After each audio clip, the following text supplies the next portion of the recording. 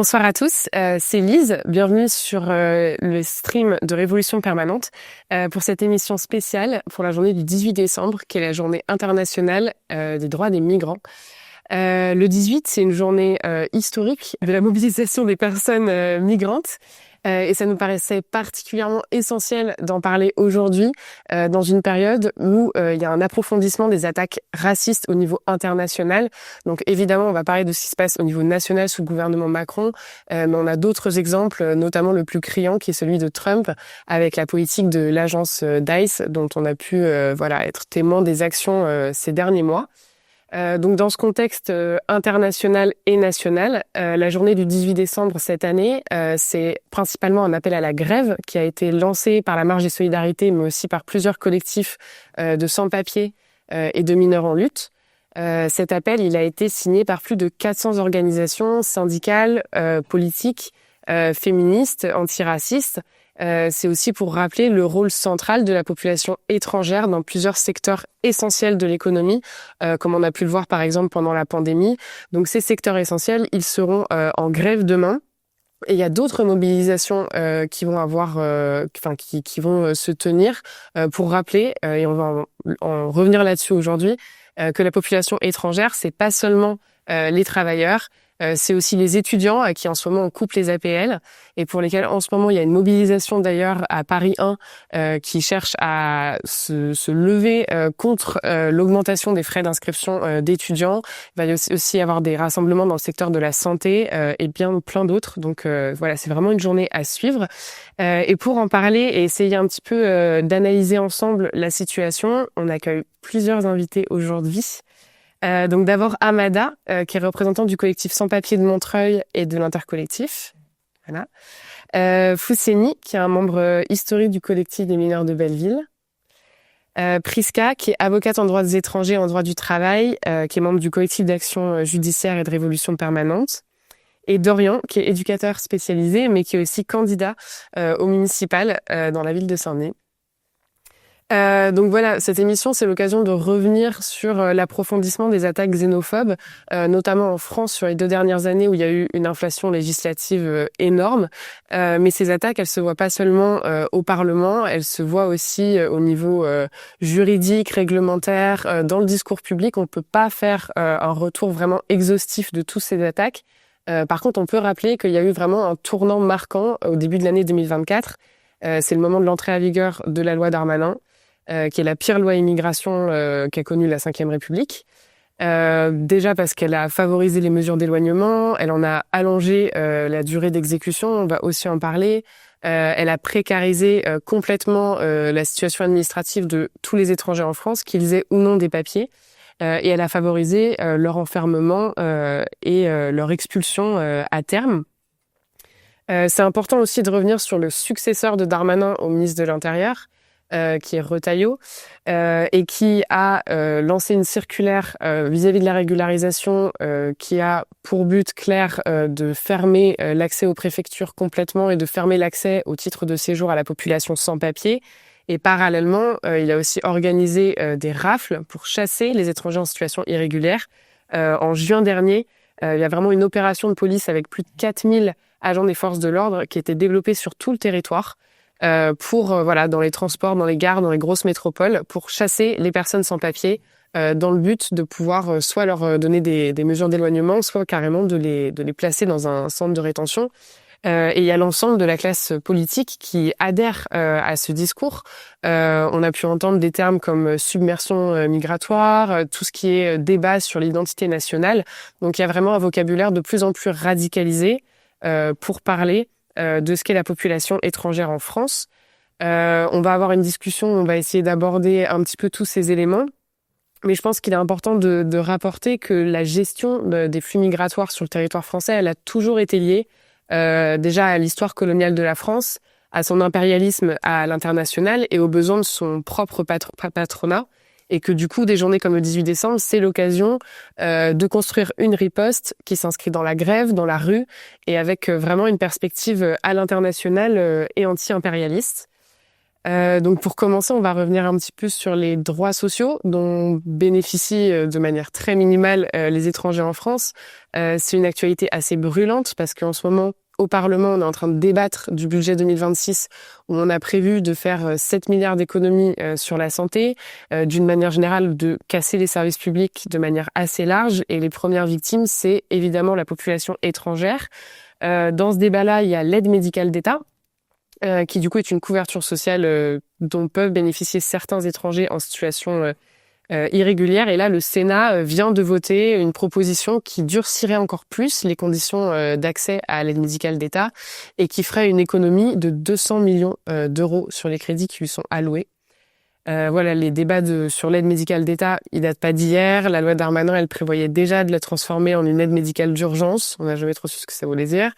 Et puis par ailleurs, ça revient toujours de la part de la droite et de l'extrême droite pour nourrir le mythe un peu de profiteurs de système, de l'appel d'air d'une population étrangère qui viendrait sur notre sol.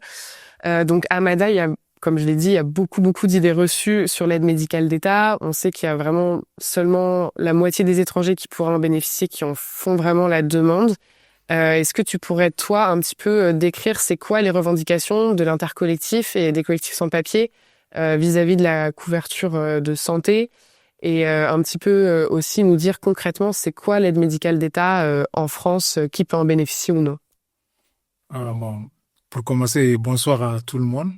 Merci de m'avoir posé cette question voilà, c'est dans l'actualité qu'on parle beaucoup sur l'aide médicale d'État parce que la personne et les personnes qui parlent de l'aide médicale d'État, moi je pense qu'ils sont pas bien informés sur ces familles aides médicales d'État. L'aide médicale d'État, les personnes qui doivent bénéficier, les personnes sans papier, ceux qui vivent sur le territoire français pendant 3 mois. Tu as droit, si tu viens, à partir de 3 mois, tu as droit à faire une demande de l'aide médicale d'État.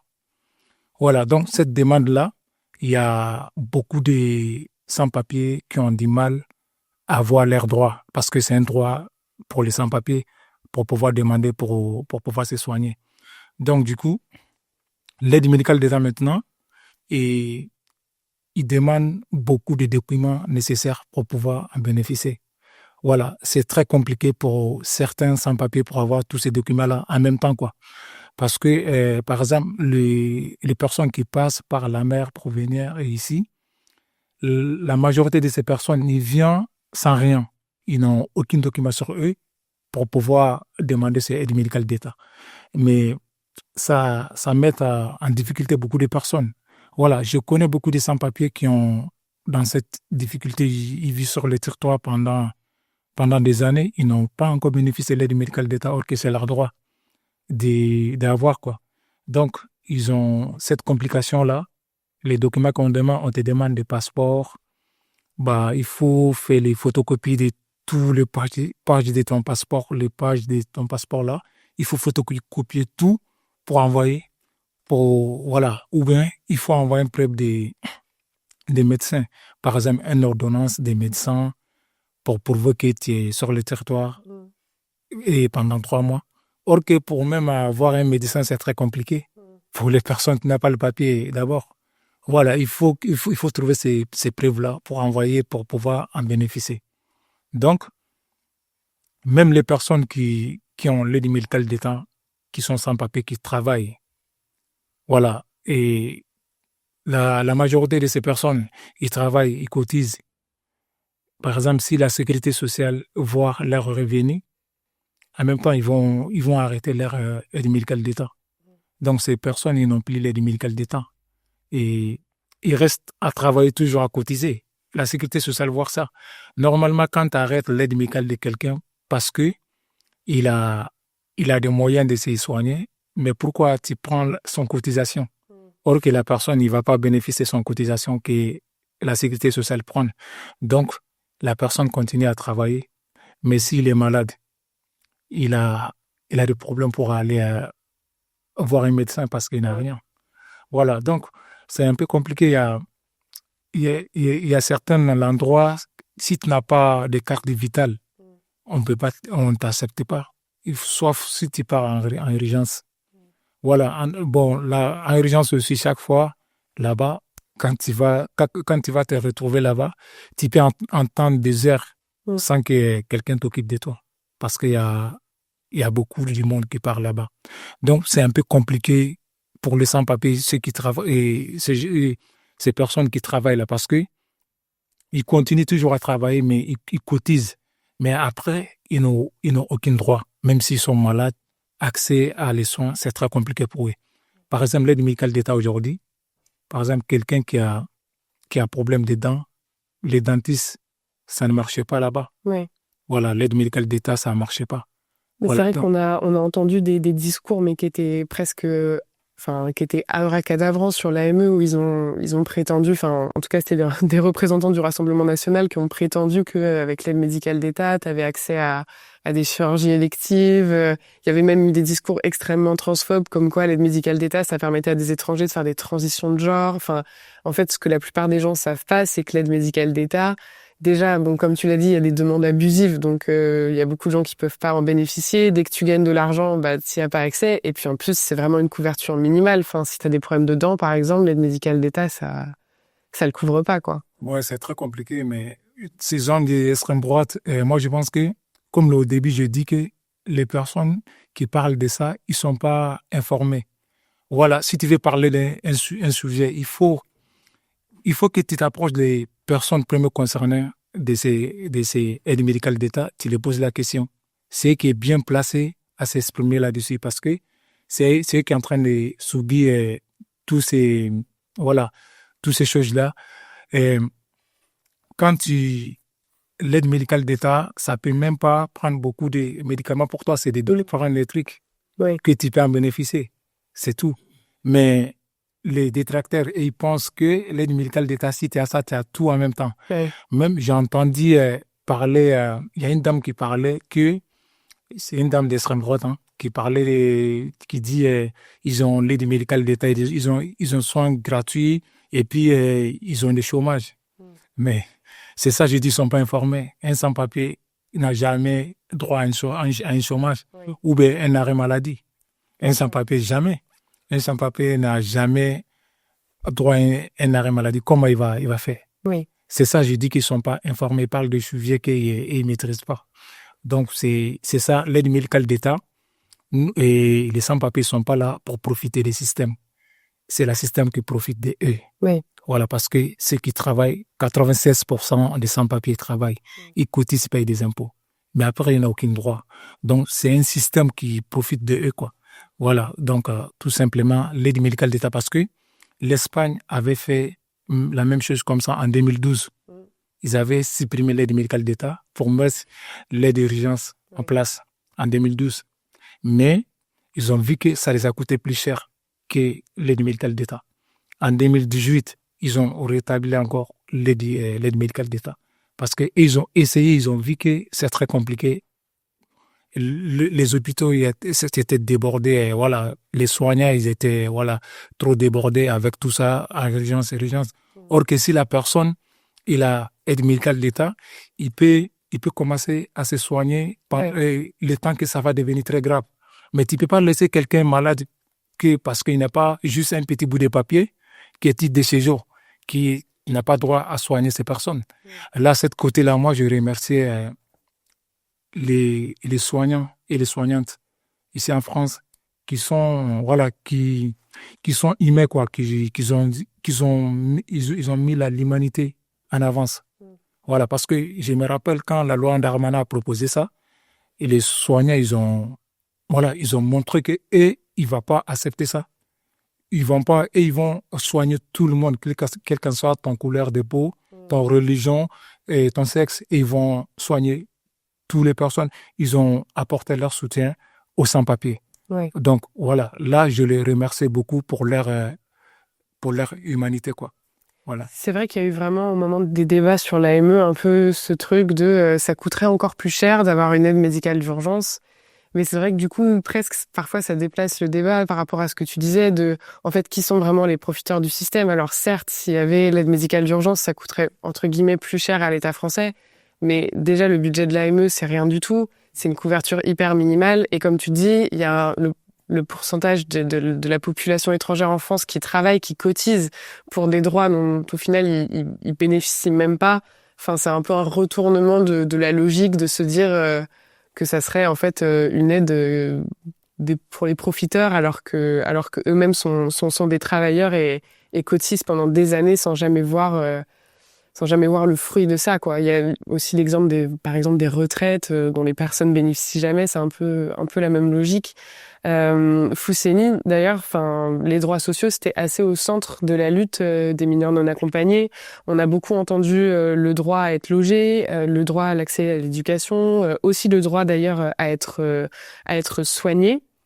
Et puis la lutte des MNA, c'était vraiment la pointe de la lutte de ces dernières années.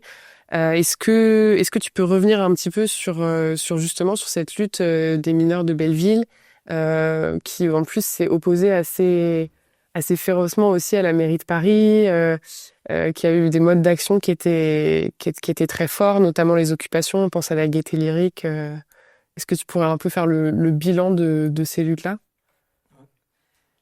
Bonsoir tout le monde. Moi, c'est Foussini. Comme tu viens de le dire, et moi, je suis un membre historique et un ancien membre du collectif des jeunes de Paris de Belleville. Déjà, actuellement, qui continue à faire des actions, qui militent pour faire valoir ses droits encore, qui continue à montrer, genre, au monde entier ou à la nation française, qu'ils sont aussi des personnes étrangères qui ont des droits et que ces droits doivent être respectés, quoi. Et les modes d'action qu'on a pu mener en France ou à Paris actuellement ces 2 dernières années, quoi. Parce que moi, apparemment, moi j'ai fait presque 18 mois de lutte auprès du collectif des jeunes du parc de Belleville, d'ailleurs, qui m'a permis à connaître mes droits et auprès des soutiens qui étaient là, qui nous ont montré la voie, qui nous ont permis à connaître que sur ce sol, on a nos propres droits qui doivent être respectés, quoi. En tant que jeunes mineurs, en tant que enfants, on a nos propres droits, comme on doit être considéré aussi comme des enfants français et françaises, et avoir le droit au logement, à la scolarité, à l'hébergement, parce que même si aujourd'hui la lutte principale qu'on a menée déjà, c'était le logement, et après on a entamé d'autres luttes aussi qui étaient la scolarisation des jeunes mineurs, parce que la majorité des personnes qui venaient en France, ils étaient des ressortissants de l'Afrique de l'Ouest, qui a été la majorité colonisée par la France. Et déjà, on vient ici, la majorité ne parle pas le français, ils sont limités dans la connaissance de la culture. Donc, ils ont voulu quand même avoir le minimum de l'éducation que la France pouvait les donner, quoi, en étant peut-être le colonisateur de leur pays d'origine, quoi. Et là, les modes d'action qu'on menait, parce qu'on a interpellé la ville de Paris qui, soi-disant, nous dit que la ville de Paris, c'est une ville d'accueil et d'intégration, mais qui n'était pas du tout à l'actualité, qui était un sujet factuel pour nous. Parce qu'on les a interpellés d'être reçus et de parler de cette problématique qui n'était pas à la une pour eux, quoi. Donc, on les a mis la pression de prendre cette situation et d'en débattre, que nous, après l'évaluation et qu'on a été rejeté par le département, donc il faudrait qu'on soit pris en charge comme une place pérenne jusqu'à ce que le recours qu'on mène, qu'on a un verdict là-dessus, quoi. Parce qu'on ne peut pas être traîné comme ça à la rue sans aucune situation, quoi. Et on n'avait aucune situation et aucune réponse de la mairie, donc ça nous a poussé à mener d'autres modes d'action comme l'occupation, quoi. Et les lieux vides qui appartenaient à la mairie et qui nous disaient déjà qu'il n'y avait plus de place pour héberger les personnes étrangères, mais en nous disant que la ville, c'est une ville d'accueil et d'intégration, quoi. Donc, une fois qu'on on faisait des occupations dans ces bâtiments, qui étaient déjà, on a fait à peu près 4 occupations ces 2 dernières années, qui étaient le 104, l'Académie de climat et la Maison des métallos, d'ailleurs, qui a été un élément très essentiel dans notre lutte, quoi. Parce qu'en ce temps, c'était au moment des Jeux Olympiques. Et vu qu'il y avait plus de visibilité, il y avait plus de médias internationaux qui étaient sur Paris. Donc, ça nous a permis encore de mettre plus de pression et plus d'engouement et plus de force à la mairie d'être entendue et d'avoir des solutions pérennes et très convaincantes pour nos situations. Et après, on a fait l'Académie de climat, la Gaîté, elle est tout récent, qui nous a coûté pas mal d'OQTF déjà. Qui nous a coûté pas mal d'OQTF parce que les jeunes qui ont pu occuper le 104, il y a eu plus de 22 OQTF, plus d'une centaine d'interpellations, que ce soit les jeunes et des soutiens. Qui a déstabilisé la lutte qu'on mène. Parce qu'après les OQTF, les jeunes ils ont eu du mal à se mener, à se lancer dans la lutte parce que la répression, elle était trop forte. La répression, elle était trop forte à l'égard de notre lutte. Et c'était une manière encore à l'État ou au gouvernement de nous dire qu'on avait marre de ce qu'ils font, quoi. Il faudrait qu'on trouve une autre alternative de couper le pont avec eux, quoi. Donc, la répression. Il y avait un espèce de rapport de force que vous aviez réussi, en fait, que vous aviez réussi à installer avec la mairie de Paris, avec ses occupations. Exactement, parce que le rapport de force qu'on a mené avec la mairie de Paris, genre, l'État disait que maintenant qu'il faudrait qu'on arrive quand même à stopper l'allure qu'on est en train de mener, quoi. Parce que si on essaie d'évoluer comme ça, la situation allait être... Déjà, la situation, elle était internationale parce que l'occupation de la Gaîté Lyrique, elle est partie jusqu'aux États-Unis et que Elon Musk même qui a retweeté sur la situation de la Gaîté Lyrique. Et même le ministre Rotaillot encore qui a fait des communiqués qu'il faudrait que la situation elle est dégradée, qu'il faudrait qu'on soit expulsé et que même si par la force, quoi. Et il a sorti des mots stigmatisants et des mots de répression à l'égard de la situation qu'on menait, quoi. Donc, c'était... Je pense plus tard, on va vraiment revenir sur le discours de l'extrême droite, notamment le discours qui a été porté à l'égard des mineurs non accompagnés. Mais en tout cas, c'est intéressant de voir même, par exemple, qu'ils vous délivrent des obligations de quitter le territoire français. Je pense qu'il y a plein de gens qui le savent pas, mais tant qu'il n'y a pas un juge qui s'est prononcé sur la minorité d'un ressortissant étranger, normalement, on ne peut pas faire l'objet d'une obligation de quitter le territoire. Donc voilà, je pense qu'on en reparlera aussi après plus tard avec Prisca, mais de comment, dans le cadre de la répression, justement, de mouvements qui font peur parce qu'ils sont super avant-gardistes, l'État va vraiment développer tout son appareil répressif pour essayer de camoufler ces luttes. Dorian, toi, t'es éducateur spécialisé. Par ailleurs, comme j'ai dit tout à l'heure, tu es candidat au municipal sur la ville de Saint-Denis où justement on essaye de porter une candidature de travailleurs qui soit pas du tout une candidature de politiciens professionnels qui vont faire des promesses et ne pas forcément les tenir. Et aujourd'hui, comme je le disais tout à l'heure aussi, le secteur de la santé et du social, ils sont vraiment dans la ligne de mire du budget 2026. Pour toi, en fait, ces politiques, qu'elles soient austéritaires ou sécuritaires, comment on peut concrètement combattre ça sur le terrain en tant que travailleur?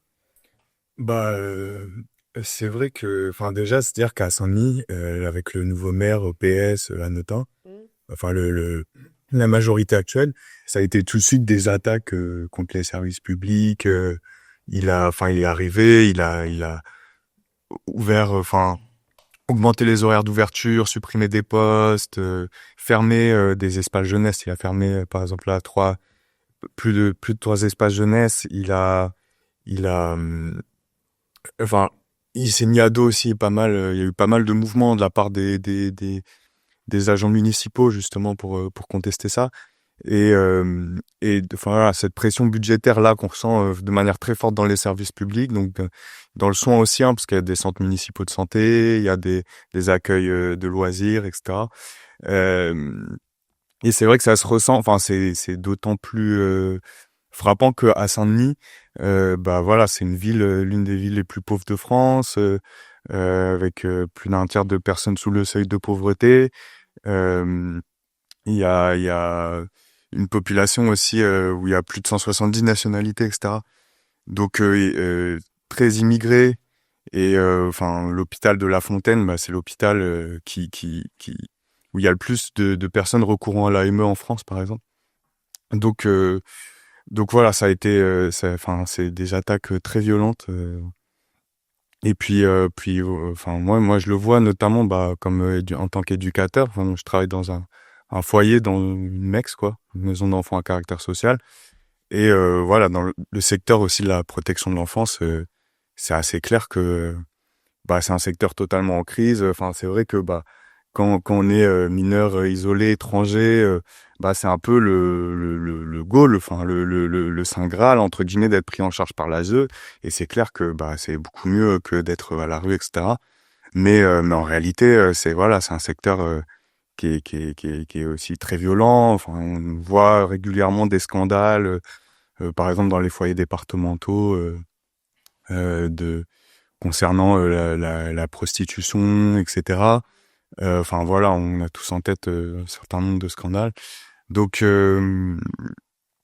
donc voilà, et cet argent, bah il est mis plutôt dans la police, dans une réponse sécuritaire, etc.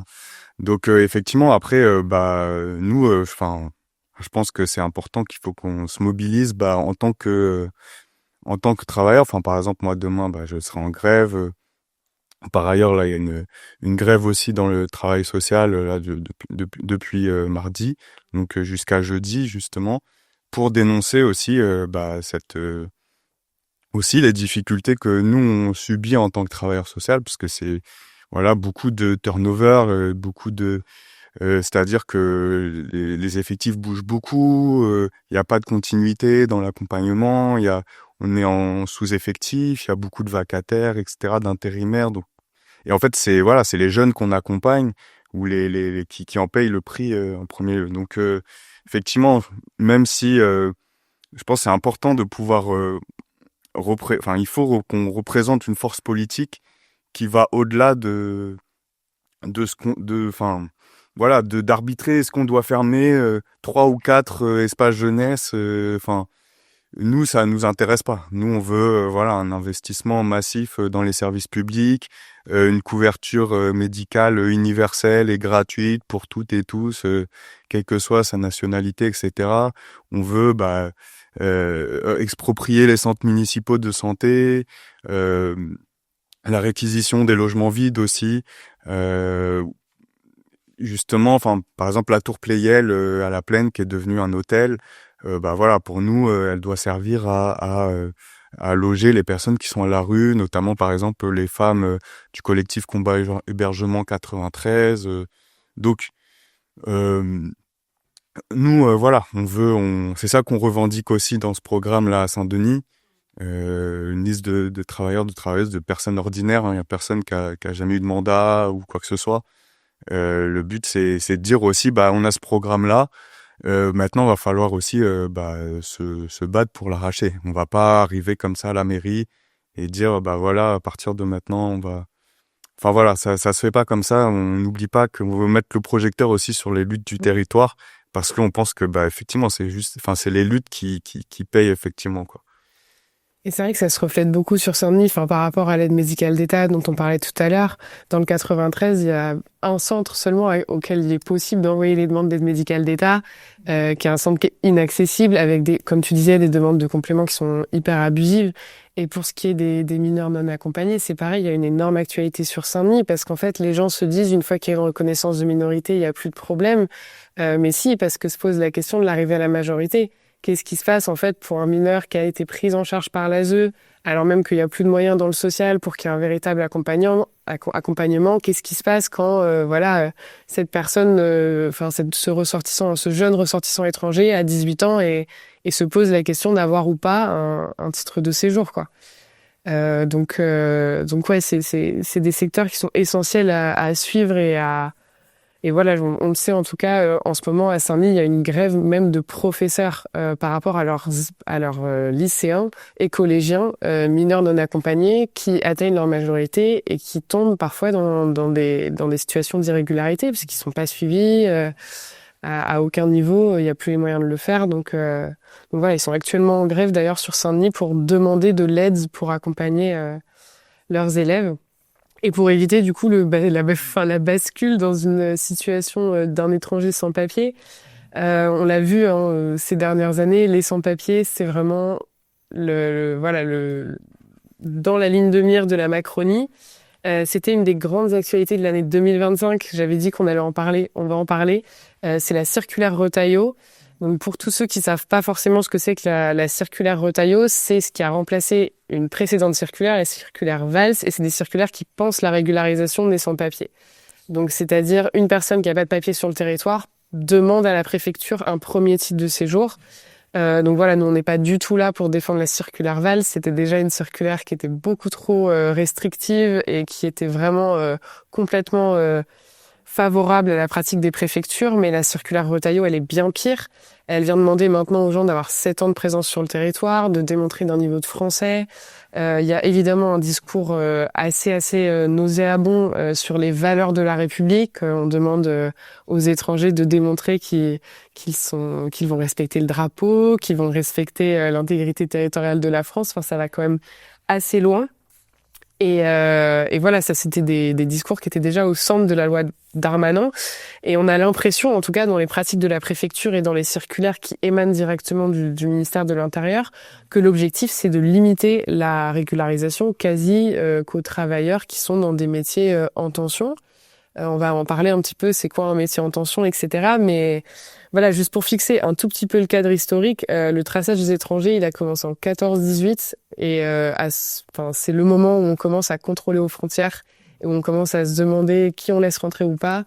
Et c'est les grosses entreprises françaises qui font des listes de leurs besoins patronales pour qu'on puisse faire venir des étrangers pour soutenir l'effort de guerre. Donc encore une fois, il y a vraiment une pratique historique de comment on régularise les étrangers ou pas.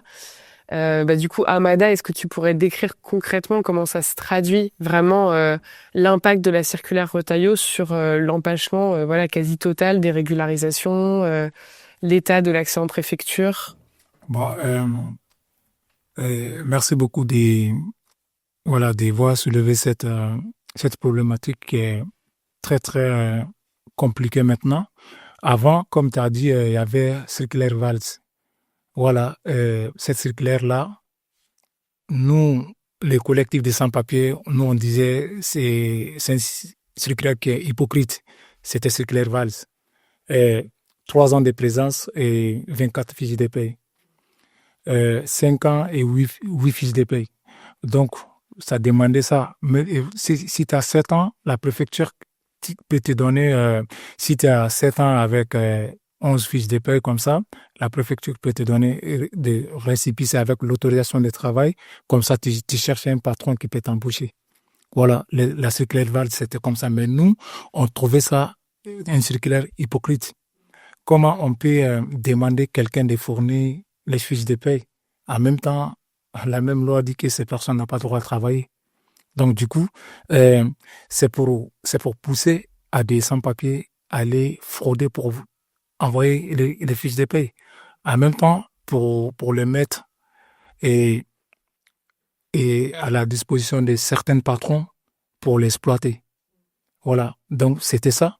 On s'est battu pour ça, pour dire circulaire Valls, il faut un changement. Voilà. Après, on a vu Darmanin était là, il a proposé son loi et il a mis les fameux métiers en tension. Moi-même, je ne sais pas c'est quoi les métiers en tension. Parce que moi, je trouve ça, c'est métier en tension, c'est exploitation moderne qu'il veut faire au sans-papier, quoi. Et sinon, tout le travail, c'est le travail. Juste, il faut mettre les travailleurs il faut mettre tous les travailleurs dans même droit, tout simplement. Mais tu peux pas dire tel type de séjour qui est métier en tension, l'autre type de séjour à tel droit.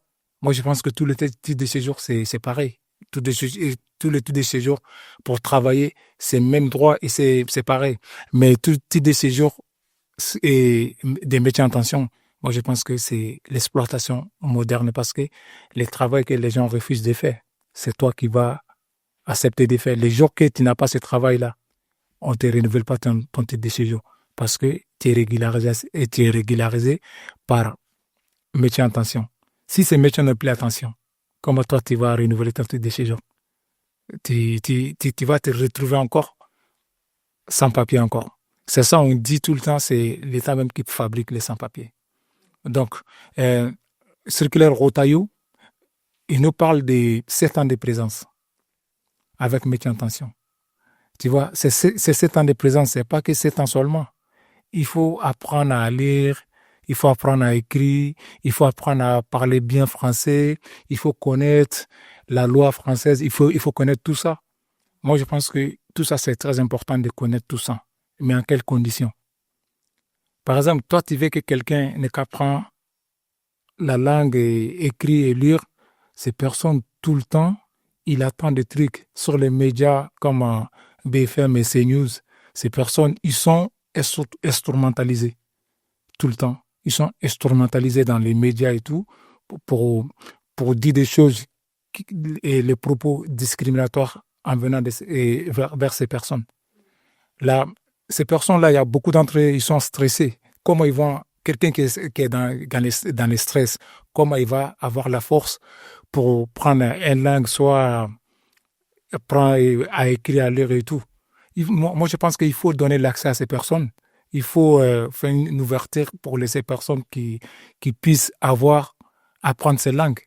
Ces personnes, ils aiment apprendre ces langues pour s'intégrer comme tout le monde. Mais il faut leur donner l'accès. Ces personnes, ils n'ont pas l'accès à s'intégrer. Donc, quand tu demandes quelqu'un de faire 7 ans de présence avec pas employeur pour pouvoir se régulariser, moi, je pense que en même temps, vous demandez encore, quand tu n'as pas le papier, tu n'as pas droit à travailler. Or que les sans-papiers, ils travaillent. Ils cotisent, ils payent des impôts. Et même, ils savent. Mais ils font ça pour donner l'espoir à l'extrême droite. Donc, l'extrême droite, ils pensent que toutes ces personnes, ils sont là pour profiter de la système. Comme je dis, c'est le système qui profite de ces personnes. Voilà. Parce que la majorité de ces personnes, ils travaillent. Il y a beaucoup qui travaillent sans fiche de paye, mais ils cotisent quand même. Mais ils travaillent, ils n'ont pas les fiches de paye. Ils sont là sur le territoire pour les 10 ans. Ils travaillent. Donc, cette circulaire, nous, on dit c'est l'exploitation moderne, quoi. L'exploitation n'est pas encore finie, hein, ça existe toujours.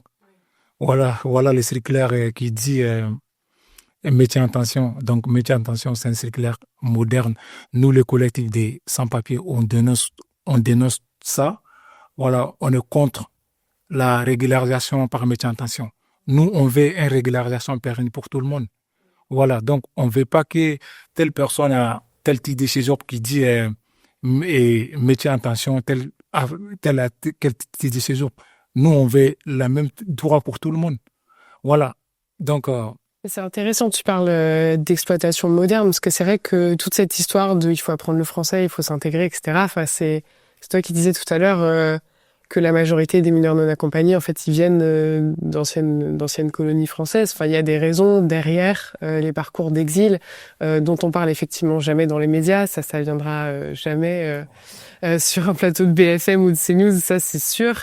Et puis même au-delà de ça, juste pour préciser, la liste des métiers en tension, elle est définie aussi par le ministère de l'Intérieur avec des pressions patronales. C'est-à-dire que on organise en fait une main-d'œuvre sans papier et avec papier en fonction des secteurs. L'immigration, elle est complètement centrée là-dessus et complètement au mépris par contre de en fait pourquoi il y a des flux migratoires. Quelle est véritablement la situation et la réalité d'une personne étrangère qui se rend sur ce sol. D'ailleurs, toi, Prisca, t'es avocate en droit des étrangers, mais aussi en droit du travail, et je pense que tu vois un peu ce focus très fort sur l'immigration professionnelle. Comment t'expliques en fait pourquoi ce choix des politiques publiques Enfin, quelle est en fait la logique d'exploitation au sens plus large qui est derrière, quoi. Oui, bon alors déjà bonsoir à tous et à toutes. Donc moi je m'appelle Prisca, je suis avocate en Seine-Saint-Denis. Et oui, bah alors effectivement les politiques de ces dernières années, elles sont menées par Darmanin et Retailleau. Ils ont beaucoup fait parler d'eux parce que effectivement ils ont mené les politiques les plus violentes, je pense, d'une violence historique à l'encontre des populations sans papier, mais en réalité à l'encontre des populations immigrées dans leur ensemble. Et ça, ce que ça traduit très clairement, c'est une volonté de contrôle et de soumission toujours plus forte de la part du gouvernement sur les populations immigrées. La question des métiers en tension et de la circulaire Retailleau, elle illustre ça de manière très forte, comme le disait Amada. Enfin, très clairement, la question des métiers en tension, et de la circulaire Retailleau, c'est un asservissement toujours plus fort des travailleurs sans papier au patronat. Parce que c'est exactement ça, la question des métiers en tension. En fait, c'est le patronat qui met sur une liste tous les secteurs dans lesquels il a besoin de main-d'œuvre. Et pour pouvoir attirer de la main-d'œuvre, il promet un titre de séjour qui est dit donc apparemment plus facile à obtenir, pas forcément plus facile à renouveler, mais qui serait facile à avoir. Donc comme ça, en fait, c'est une manière d'avoir de la main-d'œuvre facilement dans les secteurs qui arrangent le patronat. Mais en fait, il faut voir que les politiques migratoires, et tu l'as rappelé au début, mais en fait, depuis le départ, elles sont liées aux besoins de main-d'œuvre du patronat. Enfin, il y a un rapport qui est très très clair. Et ce qu'il faut voir, c'est que la régularisation par le travail, en réalité, c'est une manière par laquelle l'État, il organise un système d'exploitation, d'asservissement légal au profit du patronat de l'ensemble des travailleurs sans papier. Il faut voir que la régularisation par le travail, le principe, c'est de se faire régulariser a posteriori. Donc en fait, c'est après avoir passé un certain temps en France, après avoir travaillé un certain nombre de mois. Donc très clairement, ce qui va fonder la régularisation des gens, en fait, c'est leur valeur marchande, c'est leur utilité économique. Et la question des métiers en tension, en fait, c'est comment est-ce qu'on indexe toujours plus le séjour sur le travail. Et en fait, ce que ça va produire justement ce lien très fort entre politique migratoire et besoin du patronat, c'est des rapports de dépendance des travailleurs au patron, puisque en réalité, le rapport de dépendance des travailleurs au patron, il existe pour tout le monde, on va dire. Il y a un rapport évidemment financier où tout le monde a besoin de travailler pour vivre, mais en plus, dans le cas des travailleurs sans papier, il y a une dépendance administrative, puisqu'il s'agit pas simplement de travailler pour vivre, mais il s'agit aussi de prouver le travail. Et la preuve du travail, elle se rapporte par des fiches de paie. Et en fait, quand il y a un employeur qui fournit des fiches de paie, en fait, on est obligé de continuer à travailler pour lui un certain nombre de mois pour pouvoir aller déposer son dossier en préfecture. Et ça, les patrons, ils le savent très bien. Et c'est ça qui va produire des rapports d'exploitation extrêmement violents. Enfin, moi, je le vois justement en droit du travail en particulier, où en fait, les employeurs de personnes sans papier se permettent une série de comportements qui ne se permettraient jamais avec des personnes, en tout cas avec des travailleurs nationaux, mais typiquement le fait de n'accorder aucun congé payé, mais aucun, c'est-à-dire qu'on a les congés payés qui sont listés sur le bulletin de paie, mais en fait la personne, on apprend qu'elle ne les a jamais pris. Pire, on apprend que pour partir en vacances, la personne, elle a dû elle-même payer son patron. Il y a des cadences de travail qui sont juste invivables, évidemment, des centaines d'heures supplémentaires qui ne seront jamais payées. On a aussi des chantages au CERFA, puisque pour pouvoir aller déposer son dossier de régularisation, il faut un papier qui émane de l'employeur. Et donc, l'employeur, il a aussi un moyen de pression et de chantage important sur les travailleurs sur cette base-là. Mais en réalité, moi, une chose que je veux souligner, c'est qu'en fait, ce rapport d'exploitation, il s'arrête pas le jour où la personne obtient un titre de séjour. Parce que les titres de séjour qui sont obtenus par les travailleurs, c'est des titres dits temporaires, d'1 an, et qui ne sont renouvelés que si on rapporte encore une fois la preuve qu'on a travaillé, donc des bulletins de paie. Donc on comprend qu'en fait tout ça, c'est une manière d'exploiter au maximum, de tirer au maximum profit du travail, de la force de travail des travailleurs sans papier, mais y compris même quand ils ont des titres de séjour. Et c'est la raison pour laquelle en particulier dans des mobilisations comme celle de demain, mais les revendications, moi, qui me semblent importantes de porter, c'est effectivement la régularisation tous les sans-papiers, mais pas sur des titres de séjour d'1 an, mais au contraire, en fait, avec des conditions de vie pérennes, durables, stables et qui ne soient absolument pas liées à ce que la personne produit ou ce qu'elle ne produit pas.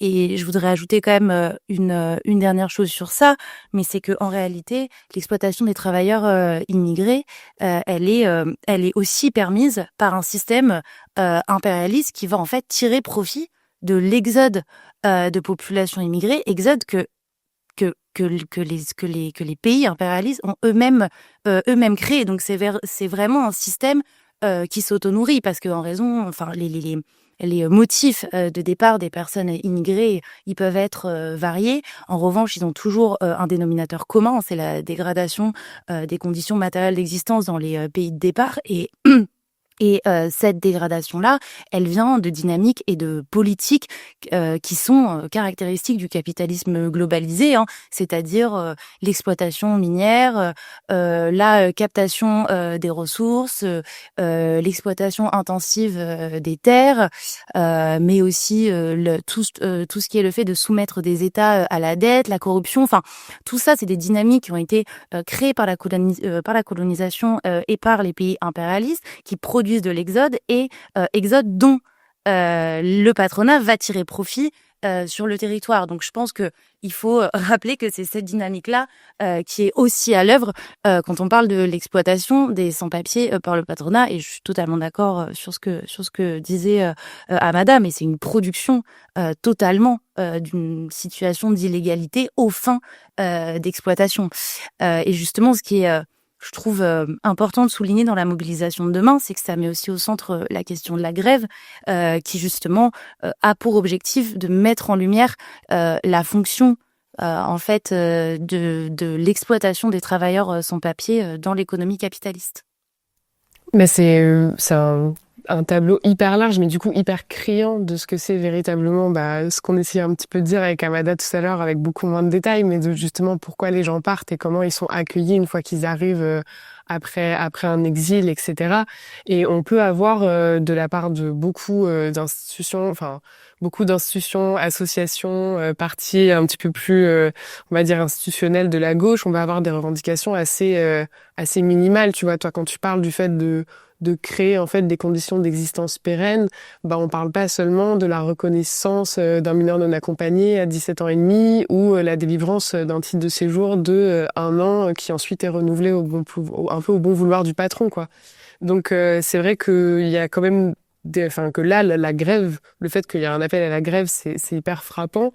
Et du coup, je voulais te poser un peu la question d'Orient, du coup, dans le cadre des municipales, est-ce qu'on peut pas aussi porter des mots d'ordre forts vis-à-vis de la question du droit des étrangers en France, qui aillent au-delà de, entre guillemets, les miettes que l'institution et l'exécutif veut bien nous donner, quoi. Qu'est-ce qu'on pourrait porter comme revendication qui soit plus large et qui reflète cette réalité plus globale, quoi.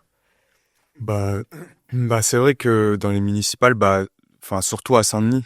Saint-Denis, dans le 93, historiquement, c'est une réserve de main-d'œuvre et de main-d'œuvre immigrée qui fait tourner Paris, qui nettoie Paris, qui a construit les métros de Paris, où il y avait les usines automobiles. Donc après, effectivement, il y a eu les années 80, les délocalisations, la fin des grosses industries, etc. Du coup aussi un chômage aussi qui est très fort, etc. Et qui continue entre guillemets aujourd'hui. Enfin, c'est aussi les racines aussi de la montée de l'extrême droite, je pense. Mais du coup, oui, dans ce territoire-là où en fait, comme je disais tout à l'heure, c'est aussi il y a énormément de personnes immigrées et qui font vraiment tourner l'économie. Oui, et en fait, c'est frappant. Nous, quand on fait la campagne, par exemple, on va sur les marchés, on va dans les quartiers, on va faire du porte-à-porte, on va un peu partout. Et en fait, il y a plein de gens qui nous soutiennent, qui se retrouvent dans nos revendications, mais en fait, qui n'ont pas le droit de vote, en fait, tout simplement. Elles peuvent pas voter. du fait de leur titre, du fait de leur nationalité, etc. Et du coup, en fait, voilà, une des premières choses qu'on peut, je pense, revendiquer, c'est effectivement le droit de vote pour toutes les personnes qui résident à partir de 16 ans, quelle que soit leur nationalité. Et enfin voilà, le maire actuel, par exemple, il a été élu avec, sur 150 000 habitants, avec 8 000 voix, quoi. Enfin, en fait, c'est très peu. Et en fait, c'est pas la démocratie qu'on a vraiment en tête. Et du coup,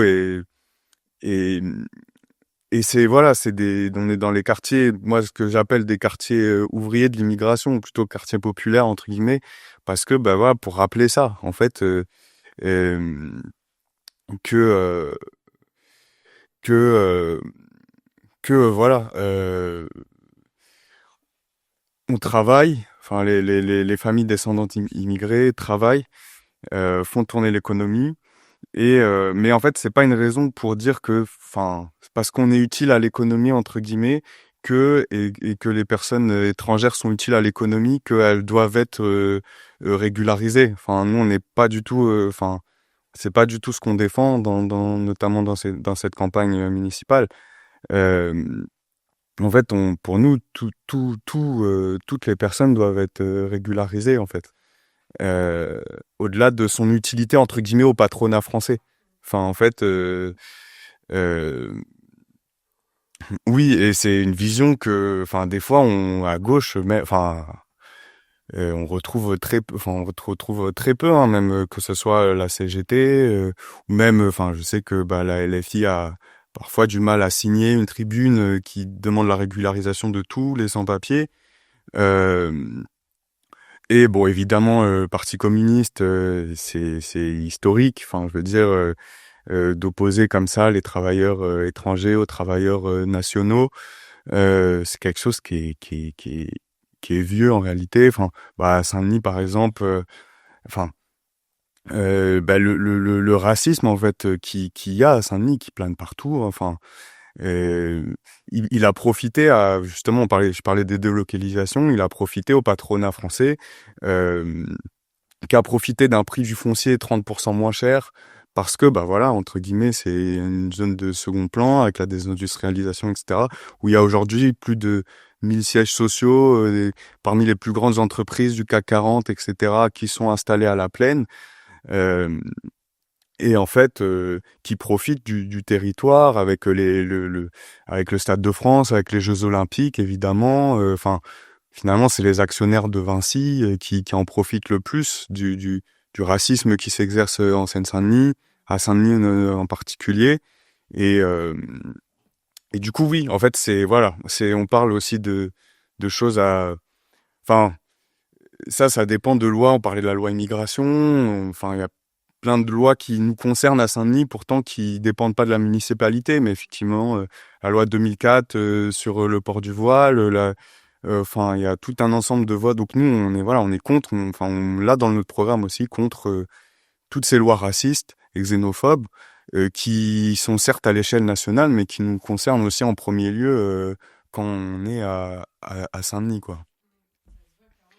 Sur les territoires, et je pense que tu as raison de citer aussi des promesses qui ont parfois été faites à la population étrangère sans que ça soit vraiment pris en compte. Enfin, le mandat de Hollande, il a commencé avec beaucoup de promesses sur la régularisation des personnes sans papier, pour au final finir avec une circulaire notamment sur les mineurs non accompagnés qui a ouvert la voie au fait de demander de surlégaliser je ne sais quel acte de naissance, etc.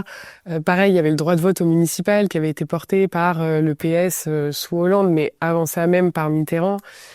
Qui au final a fini un mandat en légalisant les centres de rétention administrative. Enfin, il y a une espèce de cooptation de ce que pourrait représenter un électorat favorable aux causes de la population étrangère. Mais c'est important de le replacer dans un contexte, qu'il soit local ou national, pour montrer quel est l'intérêt d'avoir des revendications qui sont fortes et qui vont jusqu'au bout de la logique et que ça, enfin voilà, qu'à terme, ça soit vraiment la liberté de circulation et d'installation. Et je pense que pour permettre de continuer en fait de réprimer d'autant plus, Le gouvernement actuel, il reprend une logique de l'extrême droite qui est de dire si l'étranger ne travaille pas, c'est qu'il est délinquant.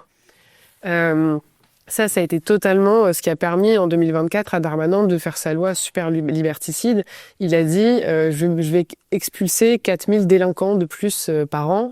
Et il a eu d'ailleurs cette phrase horrible où il disait on veut ceux qui travaillent et pas ceux qui font le vol à l'étalage, quoi. Alors qu'il faut rappeler quand même que depuis très très longtemps, la France elle est en tête dans les OQTF qui sont délivrés. On est première en Europe. On délivre, en 2023, on avait déjà délivré 137 000 OQTF. Et je crois que ça a bien augmenté depuis. Et on en délivre 2 fois plus que l'Espagne. Ouais, parce que sur Rotaillot seulement, parce que je pense que Rotaillot, il a fait peut-être 11 mois ou 12 mois. Il a délivré plus de 140 quelques mille OQTF, quoi. Un an. Voilà. Bah, tous ces OQTF là, est-ce que c'est des délinquants, non? C'est pas des délinquants, c'est qui? C'est des travailleurs et des travailleurs travailleuses sans papier. Par exemple, quand tu fais ton demande de la régularisation en cas de refus, tu as une obligation de quitter le territoire automatique parce que tu as fait une demande, t'as pas, voilà, ils t'ont refusé, ils te donnent une obligation de quitter le territoire. Soit un sans-papier quand il part au travail, s'il tombe sur un contrôle de la police, on va l'amener dans un commissariat, on va lui donner une OQTF avec IRTF, l'interdiction des retours. Voilà. Donc, la majorité de ces OQTF, c'est ces personnes. C'est pas des délinquants. Parce que quand je vois des messages des extrêmes droites qui disent telle personne a une OQTF, pourquoi on l'a pas explicé, mais ils demandent pas pourquoi il a une OQTF. C'est un travailleur qui a cotisé pendant des années. Un jour, on va lui mettre une OQTF. L'OQTF, ça devient 3 ans. Moi, je dis tout ce OQTF de 3 ans, c'est pour maintenir les gens à l'exploiter. Parce que quand tu as preuve de 10 ans, tu as tous les documents nécessaires pour pouvoir te régulariser. Un bon matin, en chemin de travail, tu peux te faire contrôler. Bam, obligation de quitter le territoire de 3 ans. Donc toi, tu recommences à zéro en fait. Tu attends 3 ans encore pour pouvoir... Je ne vois pas que même si tu fais un recours pour enlever une OQTF, c'est rare de gagner. Mais voilà, c'est un peu compliqué, tu vois. Ils savent que tu n'as jamais fait un délit, tu n'as jamais fait un crime, mais ils vont maintenir ce OQTF-là pour pouvoir te maintenir à t'exploiter. Après, je me pose la question à les gens d'extrême droite. Par exemple, un cadre de politiciens qui volent 4 millions d'euros, par exemple, avec un sans-papier qui quitte au travail, qui n'a rien fait, qui quitte juste au travail, qui tombe sur un contrôle, il tombe sur un contrôle, on l'amène pour le mettre une OQTF. Entre les deux qui est dangereux. Les sans-papiers, quand même, lui, quitte au travail, il recevait une OQTF, il n'a rien fait. Mais quelqu'un qui vole. Les dangereux, c'est quelqu'un qui vole. Donc, faut qu'ils n'ont qu'à comprendre que tous ceux qui TF, c'est pas des délinquants. C'est pas des personnes qui foutent les bordels. C'est des travailleurs et des travailleuses qui recevront au OQTF, qui n'ont rien demandé. Ouais, c'est clair que c'est l'État en fait qui a créé ces OQTF. Il y a vraiment, quand j'ai dit tout à l'heure, on pourrait pas faire une liste exhaustive des attaques sur les étrangers sous ces dernières années. Je parle notamment de ça. La loi Darmanin, c'est systématisé qu'à chaque fois qu'il y a quelqu'un qui fait une demande d'asile, il est rejeté, bam, il y a une OQTF. Si on fait une demande de régularisation, bam, il y a une OQTF. Et ce que tu dis, par exemple, sur la justice, nous, c'est un discours qu'on porte beaucoup avec le collectif d'action judiciaire. C'est-à-dire qu'on peut pas faire des appels à un état de droit qui, en fait, est toujours une justice à double vitesse. Tout à l'heure, on disait, il y a eu une censure de l'aide médicale d'État. En fait, c'est une technicalité juridique, c'est une censure de forme. Ça n'empêche absolument pas Retailleau de préparer ses projets de loi pour supprimer l'AME. Comme tu dis, évidemment, quant à la condamnation d'un politicien professionnel, il passe une semaine en prison, il écrit un bouquin. Pendant ce temps-là, si tu as un étranger en situation irrégulière qui a pris une OQTF pour un pauvre contrôle qui se balade dans la rue, il peut être en centre de rétention administrative demain. Voilà, on n'a pas pris le temps même de parler de la rétention dans cette émission parce il nous faudrait une émission en propre. Mais c'est des exemples, comme tu dis, hyper concrets de, en fait, qui est ciblé. La police, elle contrôle qui, la justice, elle juge qui, et de quelle manière. Et c'est complètement au centre du discours de ce qu'on veut porter aussi. Et c'est pour ça qu'on parle du mythe de l'étranger délinquant, parce qu'en fait, c'est vraiment un mythe, c'est un truc qui a été construit par les médias pour pouvoir justifier de faire des lois où on demande à des étrangers de respecter les valeurs de la République, de signer des contrats en préfecture, de toujours être comme ça sous le criblage policier. Tu parlais tout à l'heure de Saint-Denis, de comment les JO, ça s'était dégradé. Enfin, ils sont quand même servis de caméras qu'ils ont laissées là et qui aujourd'hui, on le sait, servent pour la vidéosurveillance, pour les dispositifs sécuritaires. On sait très bien à nouveau qui sont les premiers dans la ligne de mire de l'exécutif sur ces choses-là. C'est vrai que Fousseni, tout à l'heure, on a parlé de l'extrême droite vis-à-vis des occupations que vous aviez faites.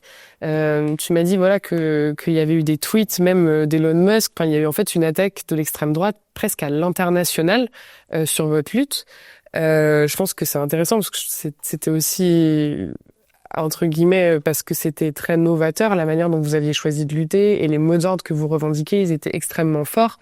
Mais est-ce que tu vois vraiment en quoi il y a eu une escalade de la répression en lien avec le discours de l'extrême droite? Est-ce que pour toi, il y avait une corrélation directe entre les deux? Bah, moi, je dirais qu'il y avait il y a une cohabitation entre les deux, quoi. Genre, la répression et l'attaque raciste qui était là, parce que c'est l'attaque raciste qui a mené à la répression de l'État, quoi. Parce que l'action qu'on menait à chaque fois, il y a toujours, les personnes, on était racisés, des personnes racistes qui venaient faire des attaques à l'encontre des actions qu'on menait.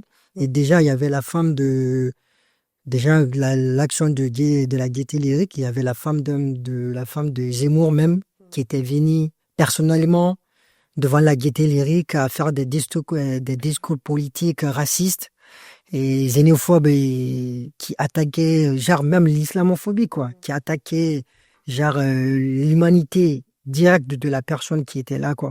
Parce qu'on nous traitait, on disait on a organisé le sexisme même dedans, quoi. Parce qu'il y a des jeunes qui se disent mineurs, qui sont pas des mineurs, qui profitent encore des prestations sociales ou qui profitent des personnes, même des femmes françaises qui viennent les soutenir, quoi.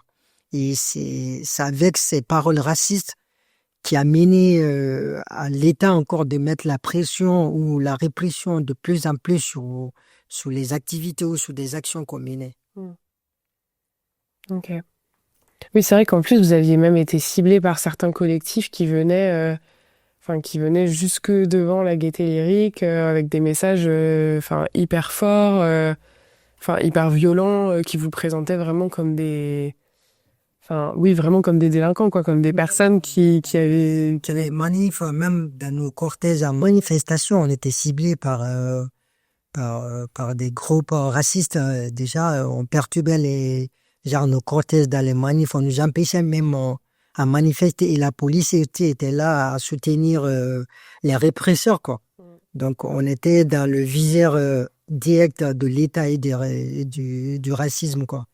Et la lutte qu'on mène aussi, ça va direct avec les sans-papiers, quoi. Parce que moi, je dirais que c'est avec leur lutte qu'on s'est inspiré, parce que ils étaient un élément essentiel dans la lutte qu'on a menée, quoi. Parce que mener pendant 20 ans et lutter pendant 20 ans et à faire valoir ses droits, on s'est dit il faudrait qu'on rapproche aussi à nos frères aussi qui étaient dans la lutte et qui ont plus d'expérience aussi dans la lutte que nous. Et ça pourra nous permettre encore de prendre de l'expérience et de connaître jusqu'où on peut se mener. Parce que ce qu'il vient de dire, surtout pour la régularisation, parce qu'une fois que tu es mineur, à 18 ans, il faudrait faire la demande, il faut être régularisé. Mais tu peux encore sortir avec une OQTF si ta demande elle est rejetée. Donc, on rentre dans cette situation de irrégularisation, quoi. Donc, des fois, même le circulaire Valls, on était intéressé, on était concerné aussi, quoi. Parce qu'une fois que t'es mineur, t'as 17 ans, t'as le droit à travailler. Une fois que tu travailles, la préfecture demande 6 fiches de paye pour être régularisé un contrat. Tu vois, donc, si t'as pas le contrat, t'as pas tes 6 fiches de paye, tu n'as pas le droit à être régularisé, quoi. Et c'est une manière encore d'exploiter parce que un jeune de 17 ans qui fait un travail d'un CDI, d'une personne qui est employée en CDI, genre qui fait le même travail que la personne et qui est payé à 700 € ou 400 €. Donc, on est plus encore exploité que les Françaises et Françaises qui font pas, bon, c'est pas une attaque directe, mais c'est qu'on mène, genre le travail qu'on mène actuellement sur le territoire français, elle est énorme. Oui. Elle est énorme. C'est pourquoi déjà l'appel du 18 décembre, ça va directement en disant que sans nous, tout s'arrête, quoi. Oui. Genre en disant une journée sans nous. Si on s'arrête, tout s'arrête. Parce que on s'est dit, les 80% des travaux qu'on mène sur le territoire français, c'est les étrangers qui le font. Surtout des métiers en tension qu'ils ont cités. On va jamais finir à les citer parce que quand tu prends la logistique, la restauration, le bâtiment, les personnes qui travaillent dans les hôpitaux, donc presque la majorité, c'est des personnes étrangères qui travaillent dedans.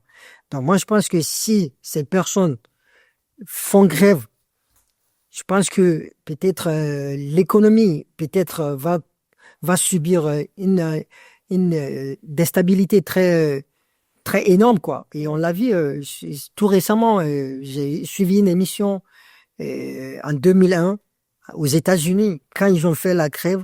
À peu près 1 million de personnes qui se sont mis en grève.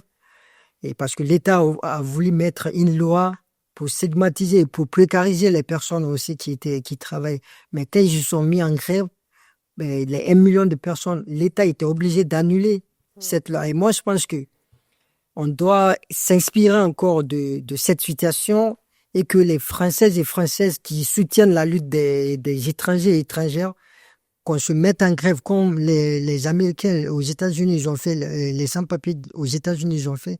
Si on arrive à mettre cette idéologie aussi ici, moi je pense que c'est une loi xénophobe et discriminatoire ici. Je pense qu'on peut éradiquer à un moment donné, quoi. Et c'est intéressant ce que tu dis d'ailleurs sur le fait de dire la grève, mais pas seulement de nous, de ceux qui nous soutiennent. Ça, c'est un mot d'ordre qui a été hyper porté par les CSP, c'est celle de la délocalisation interne. De dire, en fait, vous produisez, le système produit des sans-papiers, produit des travailleurs sans-papiers, et du coup, ça fait baisser les conditions de travail, tout ce que disait Prisca tout à l'heure, tout d'un coup, il n'y a plus de congés payés, il n'y a plus d'arrêt maladie, il n'y a plus de couverture sociale, il n'y a plus rien. Et donc, pour tous les travailleurs nationaux, en fait, ça fait baisser aussi les conditions de travail. Il y a un truc où il y a un intérêt, pour tout le monde, en fait, à faire la grève pour les droits des sans-papiers, parce que c'est une question de travailleurs, c'est une question d'intérêt commun. Et il y a une autre chose qui m'a fait penser à vous, d'ailleurs, c'est sur l'histoire de la police, parce que ça vous est arrivé très récemment, dans un cortège de l'intercollectif, d'avoir une attaque d'une personne, si ce n'est, en tout cas, à tout le moins raciste, qui s'est vraiment introduit dans votre cortège avec une voiture qui vous a foncé dessus, et au final que la police a laissé repartir, et quand il y a des personnes blessées qui sont allées porter plainte, ils ont dit mais c'était des violences involontaires, quoi. Ouais, c'est ça. C'était c'est récent, il y a 2 mois. Hein. Voilà, il y a 2 mois que ça s'est arrivé parce que nous, on fait chaque vendredi, c'est une manifestation qu'on organise pour revendiquer la régularisation de tous les sans-papiers, la coordination 75 de Paris. Donc, tous les manifestations de vendredi, nous, on fait, toutes les manifestations qu'on fait, on fait une déclaration à la préfecture. On n'a jamais eu ce genre de problème. Mais bizarrement, ce jour-là, il y avait le camion de police derrière. Il y avait notre camion devant. Mais la personne a dépassé le camion de police pour rentrer dans le cortège. Il a pu blesser des camarades. Mais il ne voulait pas s'arrêter. Mais il y a un policier qui a pointé son arme sur lui, il s'est arrêté, il est sorti dans son voiture. Mais bizarre, on l'a même pas menotté. Voilà, il était là tranquille et tout. Voilà, et après, on l'a laissé partir. Les personnes qui étaient blessées, ils ont porté plainte, comme tu as dit. La plainte, ça n'a rien abouti. Voilà. Donc, parce que moi, je trouve que si c'était l'envers, par exemple, une personne étrangère a fait ça, comme ils ont dit, c'est pas involontaire. Mais si c'est une personne étrangère, ça va être volontaire, même si c'est pas volontaire, quoi. Ouais. Voilà. Donc, c'est pour dire qu'ils nous traitent de danger. Or que nous ne sommes pas dangereux, c'est eux qui nous mettent en danger. Même tous leurs discours discriminatoires, racistes, ça nous met en danger. Parce que quand tu écoutes ça tout le temps, c'est pas bien pour toi-même. Ouais. Chaque fois, tu es instrumentalisé, stigmatisé, on dit des choses qui sont pas vraies. Donc, c'est ça, même les jeunes mineurs, nous, c'est nos jeunes frères. On a lieu, nous, lutte avec leur lutte pour pouvoir leur donner la force, pour continuer leur combat. Tout le monde a vu l'expulsion de la gaieté lyrique, comment ça s'est passé avec des jeunes mineurs. La bavure, tout le monde a vu. Voilà, malgré qu'il y avait le soutien pour les soutenir, mais tout ça, ça n'a pas marché. Voilà, il y a des gens d'extrême droite qui passaient tout le temps pour le provoquer, pour le pousser à la faute, quoi. Tout ça, ils font pour vous provoquer, pour vous pousser à la faute. Et quand vous faites quelque chose, ils vont dire, ouais, les étrangers, ils sont agressifs, ils sont ci, ils sont ça. Or que ce qui vient provoquer l'agression, on ne parle pas d'eux. Mais toi qui vas riposter, c'est toi, on va te faire passer comme quelqu'un qui est violent, qui n'est pas gentil, qui est ça. Comme Darmanin dit, est gentil avec les gentils, méchant avec les méchants. Or que c'est le contraire. Voilà, c'est les méchants avec les gentils et gentil avec les méchants, quoi. Les méchants, là, c'est qui? C'est des racistes et les personnes qui... Il y a un renversement de la logique. Voilà, ouais. Enfin, quand on voit que la police peut protéger des attaques comme ça de l'extrême droite, c'est hyper symptomatique. Et d'ailleurs, là, le quinquennat Macron, il a pour vocation un peu de démoraliser la lutte des étrangers, en arrêtant les dépôts collectifs de régularisation, en démantelant des piquets de grève ou avec ce type de répression comme on a pu le voir à la Gaieté Lyrique. Donc voilà, je voulais voir un peu avec toi, Dorian, dans ce contexte de montée du discours de l'extrême droite et de son application directe sur la lutte des personnes étrangères. C'est quoi vraiment les mots d'ordre qu'on essaye de porter aussi pour pas se démobiliser, pour garder l'espoir, comme disait Fousseni, voilà, il y a qu'il y a des moyens d'action comme la grève, comme la rue qui marchent, qui permettent d'arracher certaines choses.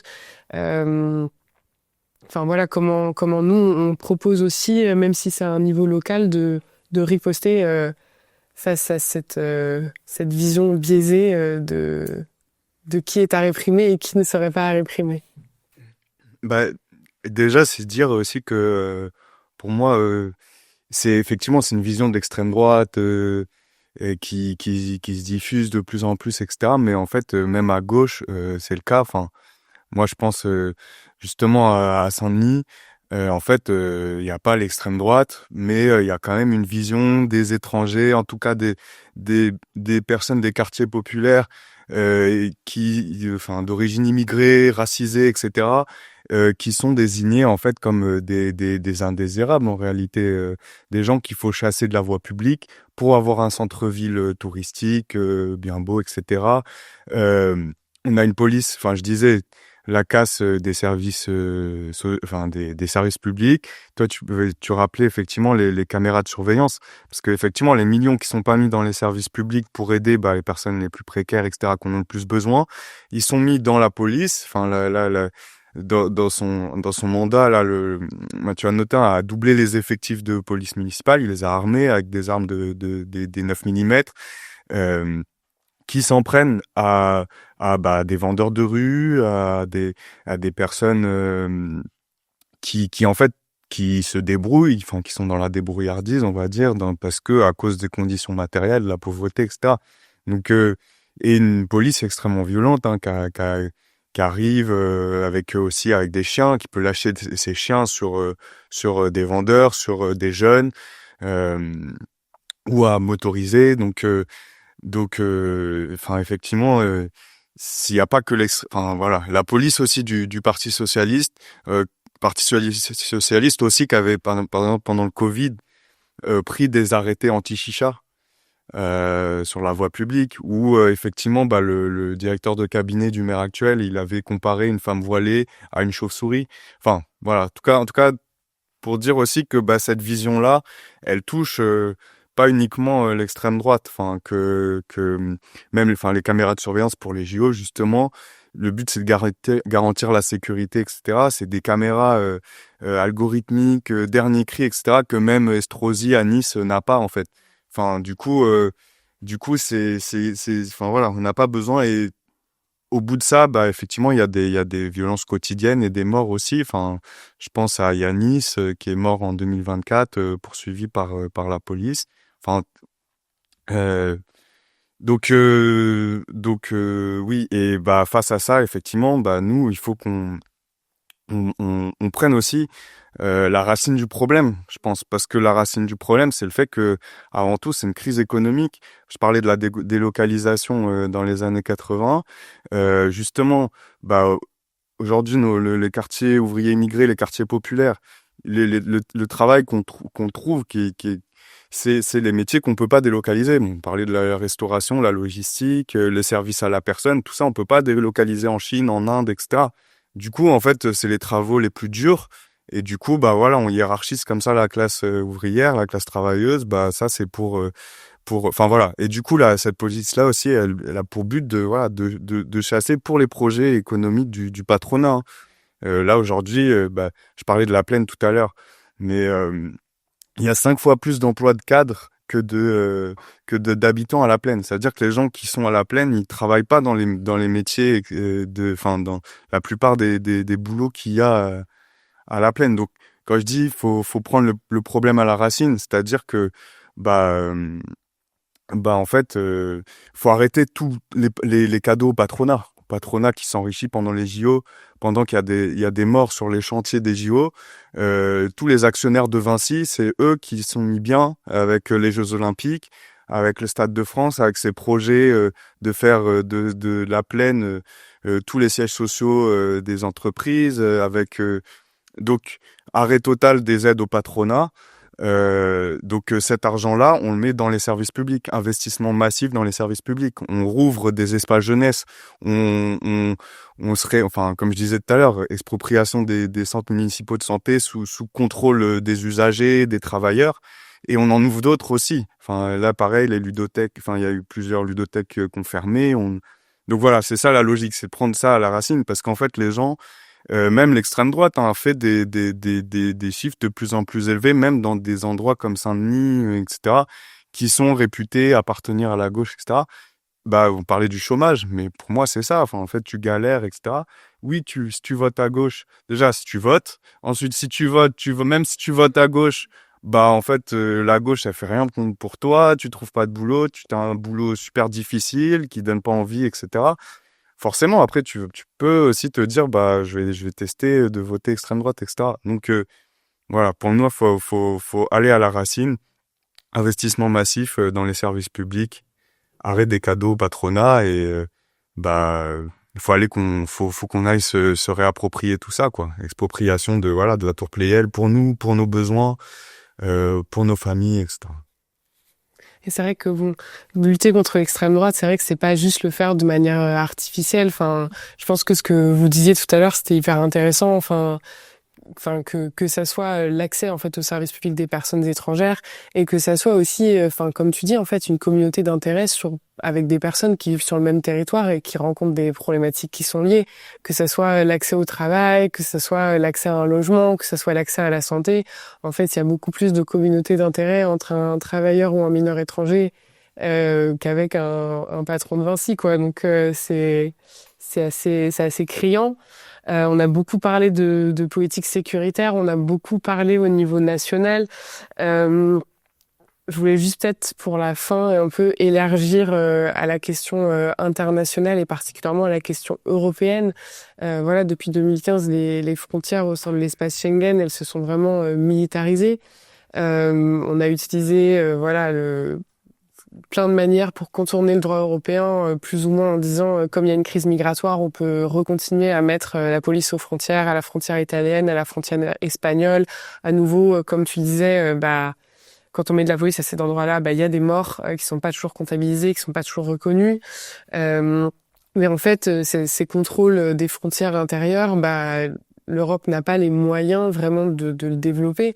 Et donc, il y a vraiment une volonté de délocaliser la question des frontières aux frontières extérieures de l'Europe et aussi même à des pays encore extérieurs à l'Europe. Alors, tout le monde pense à la Turquie, mais il y a d'autres exemples. Voilà, moi, c'était un peu ce que je voulais te poser comme question de Prisca. C'est la stratégie, en fait, de l'Europe et de la France pour bloquer les flux migratoires avant même que ça arrive sur son sol, quoi. Oui.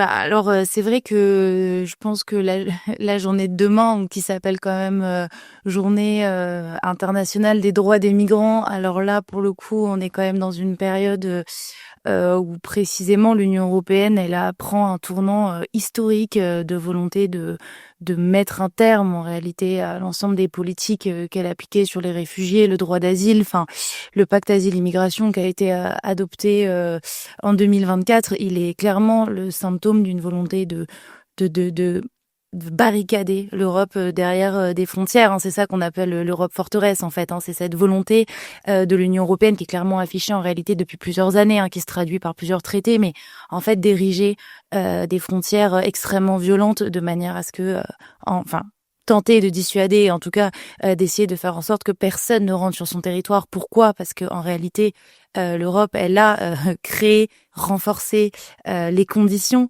des flux migratoires dans sa direction, notamment en créant des instabilités dans plusieurs pays, en participant directement ou indirectement à des conflits. Je pense à l'Irak, à l'Afghanistan, mais aussi et surtout en renforçant une crise climatique qui est en train d'avoir des impacts absolument dramatiques en Inde ou au Sahel, par exemple. Et l'Union européenne, elle est tout à fait consciente du fait que elle a totalement créé en fait des conditions de vie qui deviennent totalement invivables dans plusieurs régions du monde, et elle se prépare précisément à ne certainement pas en assumer les conséquences et à se barricader derrière des frontières toujours plus violente. Et effectivement, la réalité, c'est que l'Union européenne, elle n'a pas les moyens de tenir ses frontières de l'UE. Elle a besoin en fait de sous-traiter ça à des pays extérieurs. Donc effectivement, elle l'a fait avec la Turquie, elle l'a fait avec la Libye. Là, ce que prévoit le pacte européen, en réalité, c'est d'avoir des alliances avec des pays comme le Rwanda ou l'Ouganda. Il faut voir que ce que prévoit justement la réforme de l'asile, c'est le fait de placer des énormes centres de rétention aux frontières extérieures de l'Union européenne et d'en faire des centres de tri, des centres d'attente, puis des centres d'expulsion. Et en fait, c'est vraiment une logique de l'enfermement systématique et une volonté de ne laisser absolument personne mettre un pied sur le territoire européen, notamment pour échapper à l'application de la Convention de Genève. Donc Convention de Genève, qui ne veut plus dire grand-chose aujourd'hui, mais que les pays européens tentent quand même de maintenir, parce que la Convention de Genève, qui prévoit justement l'asile, voilà, c'est en réalité un vernis un peu humaniste et progressiste de l'Union européenne, qui se construit comme étant ce havre de paix qui peut accueillir les réfugiés en temps de guerre, tout ça. Enfin, c'est quelque chose auquel l'Union européenne tenait un peu quand même d'un point de vue de sa vitrine humaniste et progressiste, mais dont elle ne veut absolument pas appliquer les dispositions. Donc comment est-ce qu'on échappe justement à la Convention de Genève ? En faisant en sorte que personne ne pose un pied dans l'Union européenne, puisque c'est justement une des conditions pour qu'on examine une demande d'asile. Donc là, c'est vraiment ce que prévoit le pacte asile-immigration, c'est la création d'énormes centres aux frontières extérieures de l'Europe, et c'est également des alliances avec des pays qui sont dits des hubs de retour. Donc, c'est-à-dire que initialement, quand une personne, elle se fait débouter de l'asile, si elle est expulsée, c'est vers son pays d'origine ou du moins vers un pays sûr. Enfin voilà, il y a un certain nombre de critères. Là, on a des alliances qui sont très clairement établies entre l'Union européenne et le Rwanda et l'Ouganda, le Kosovo et l'Albanie pour en faire des pays de retour, donc des pays de retour qui n'ont rien à voir avec les pays d'origine des personnes qui vont arriver aux frontières de l'Union européenne. Et par ailleurs, ce qu'il faut voir, c'est que en réalité, ces alliances-là, notamment l'alliance avec le Rwanda, c'est une alliance qui vient en réalité renforcer la position de la France en Afrique. On sait que la France, la position de la France, elle recule, elle a reculé déjà depuis un certain nombre d'années en Afrique. Et là, on voit que par le biais des politiques migratoires européennes, la France, elle reprend, elle essaye d'avoir justement des liens avec des pays et notamment le Rwanda. Le Rwanda, effectivement, pays avec lequel la France, elle a un lien assez fort, hein, puisque c'est le Rwanda qui est garant des intérêts de Total au Mozambique. Hein. La France, elle a versé, je crois, plus de 21 millions d'euros au Rwanda pour qu'il intervienne au Mozambique afin de sécuriser la zone, puisque c'est là où en fait il y a un énorme chantier de gaz, de pétrole, de Total Énergie. Donc c'est pas des alliances qui sont anodines, c'est des alliances qui sont anciennes. L'Union européenne, elle a signé des accords avec le Rwanda, notamment sur les ressources.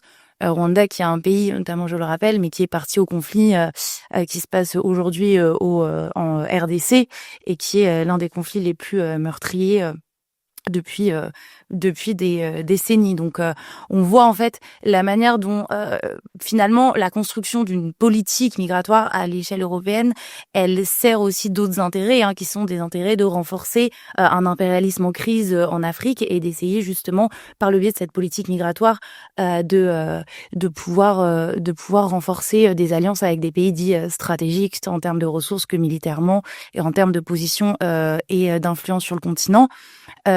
Et je pense que c'est la raison pour laquelle le 18 décembre, on doit défendre aussi une position qui est résolument anti-impérialiste, justement au regard de la manière dont la France et l'Union européenne utilisent les migrants, les politiques migratoires pour en fait imposer une domination impérialiste. Et enfin, il me semble qu'il faut aussi qu'on ait justement une position qui soit aussi résolument internationaliste. Moi, je trouve que quelque chose qui se voit aussi beaucoup dans en fait la réforme de l'asile, c'est qu'on a la liste des pays sûrs qui est sortie il y a pas longtemps. Donc la liste des pays sûrs, c'est des pays dont les ressortissants n'auront pas l'asile puisque réputés comme voilà n'ayant absolument aucun problème et dans lequel ils peuvent vivre heureux et en paix. Et dans cette liste, on a deux pays en particulier, c'est l'Inde et le Bangladesh. L'Inde et le Bangladesh qui, on le sait, sont frappés extrêmement durement par la crise climatique et où les conditions de vie vont devenir insupportables et invivables d'ici quelques années. Mais l'Inde et le Bangladesh qui sont également des pays au sein desquels les travailleurs sont surexploités par les entreprises occidentales. Je crois que je n'ai plus le chiffre en tête, mais il y a un nombre d'entreprises délocalisées qui sont précisément en Inde et au Bangladesh, et c'est extrêmement cynique et je trouve très parlant de la part de l'Union européenne de mettre ces deux pays sur la liste des pays dont ils ne veulent pas des ressortissants, parce qu'en réalité ce qu'ils veulent c'est pouvoir les exploiter paisiblement dans leur pays, et que même si ces travailleurs ne peuvent plus vivre dans ces pays correctement à cause de la crise climatique, eh bien il est absolument hors de question qu'ils viennent en Europe. Et c'est la raison pour laquelle il me semble important d'avoir également une position internationaliste qui justement refuse la domination de l'ensemble des travailleurs par justement un système extrêmement violent. Je peux rebondir rapidement. Oui, je t'en prie. Non, mais tu parlais du canal du Mozambique, mais moi j'ai la moitié de ma famille à La Réunion et tout, et pour moi La Réunion c'est encore une colonie française, et le but c'est d'avoir des bases militaires aussi pour contrôler ce canal du Mozambique. Et c'est vrai que quand j'entends la France insoumise par exemple dire que ou Mélenchon dire la France des 5 continents avec une grande fierté, comme quoi on a un énorme espace maritime, et que effectivement il y a pas de, la France n'est pas raciste, il avait dit ça et tout. Bah moi c'est vrai que ça me fait un peu tilter, parce que effectivement on peut pas juste se dire la France c'est la République, on est tous égaux, etc. Enfin, en fait, la France c'est le deuxième enfin, c'est une puissance nucléaire, enfin, exportatrice d'armes énormément, etc. Donc, on peut pas juste dire, comment dire, on va produire français et en fait, tous nos problèmes, enfin, c'est ça la solution à tous nos problèmes. C'est pas ça pour moi, justement, être internationaliste comme tu disais, quoi. Et je pense que c'est important de se dire que, enfin, c'est pas en relocalisant forcément. Justement, on parlait beaucoup de délocalisation, mais en relocalisant en France, en fait, c'est pas en se faisant exploiter par un patron français que on va s'y retrouver nous, enfin, travailleurs, travailleuses issus plus ou moins directement de l'immigration, etc. Et que en fait, ce qu'on veut, c'est voilà, produire nous-mêmes, pour nos besoins. Euh, et on parlait tout à l'heure de qui profite de qui. Mais en réalité, voilà, les vrais parasites pour moi, c'est justement les Martin Bouygues, les Bernard Ayotte, les Patrick Pouyanné de Total, ou Vinci, enfin, enfin voilà, tout ça pour dire qu'à mon avis, voilà, il y a cette externalisation des frontières, mais de se dire on fait du protectionnisme, on va fermer un peu les frontières pour favoriser nous, notre économie, notre industrie bleu, blanc, rouge, etc. Pour moi, ça va pas assez loin, quoi, parce qu'on va continuer à être exploité par les patrons français et il y a toujours la question des colonies françaises aussi, de la Réunion ou de Guyane ou enfin voilà. Que ça, d'ailleurs, c'est dans le fameux contrat d'engagement à respecter les valeurs de la République. Hein. Il faut respecter l'intégrité territoriale. Donc, littéralement, on dit à un étranger qui a un titre de séjour, si tu vas à une manifestation Kanaki, on te retire ton titre de séjour.